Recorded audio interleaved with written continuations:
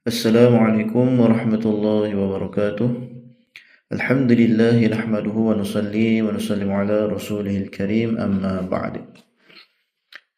Ada jemaah bertanya pada saya dalam kuliah saya tentang hukum membaca doa Rabbi Ufilli selepas membaca Al-Fatihah di dalam solat.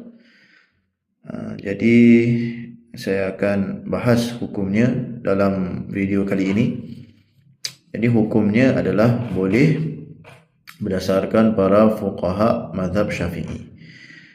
Jadi di dalam kitab Tuhfatul Muhtaj karangan Imam Ibn Hajar Al-Haytami, beliau membahas yang mana imam ataupun pembaca Al-Fatihah selepas membaca surah Al-Fatihah disunnahkan bagi mereka untuk diam sebentar, disebut sebagai saktah latifah, sebelum membaca amin.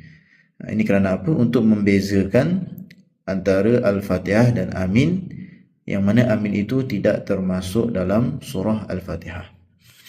Maka ulama membahas lagi, seperti Imam Ibn Hajar, dikecualikan bacaan doa Rabbi Fili. Jadi kalau lepas baca Al-Fatihah baca doa Rabbi Fili itu boleh.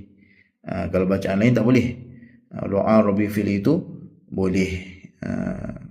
Kerana apa? Ada hadis yang hasan diriwayatkan bahawasanya baginda Nabi SAW membaca setelah baginda baca waladdallin, yakni membaca doa Rabbi ghfirli amin. Jadi dalam hadis ini menjadi hujjah, dalil bahawasanya membaca doa Rabbi ghfirli itu selepas Al-Fatihah dibenarkan.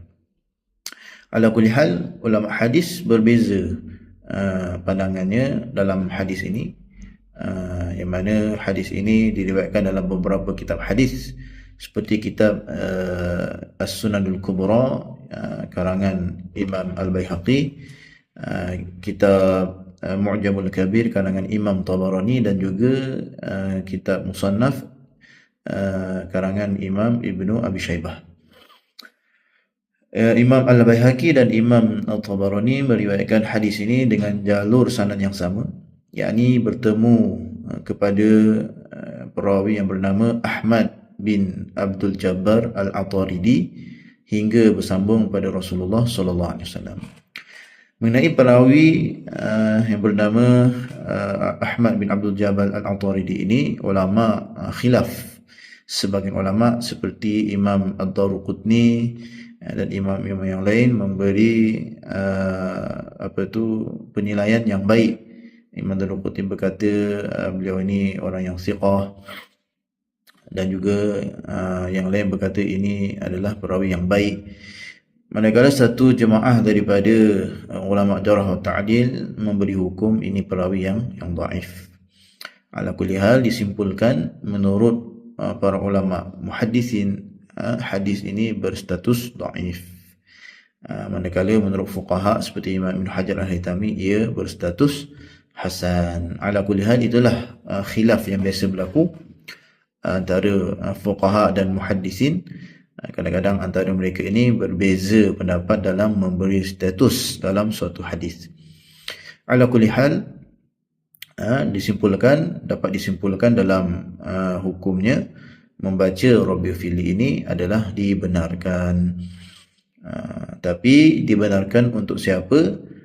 Di dalam kitab Bughyah Al-Mustarshidin, Imam Syarif Al-Alamah Tahir bin Husain berkata, makmum tidak dianjurkan membaca Rabbi Fili ketika imam usai membaca Fatihah. Kerana apa? Makmum ini hanya disunahkan membaca amin sahaja. Jadi ucapan doa Rabbi Fili itu disunahkan bagi siapa? Dianjurkan bagi siapa? Bagi orang yang membaca Al-Fatihah pada saktah antara akhir Fatihah dan amin. Jadi yang baca je baru boleh baca doa itu. Kalau makmum yang mendengar hanya cukup baca amin. Kemudian makmum baca waktu bila? Makmum boleh baca waktu ketika dia baca Al-Fatihah setelah habis bacaan Al-Fatihahnya imam. Wallahu a'lam.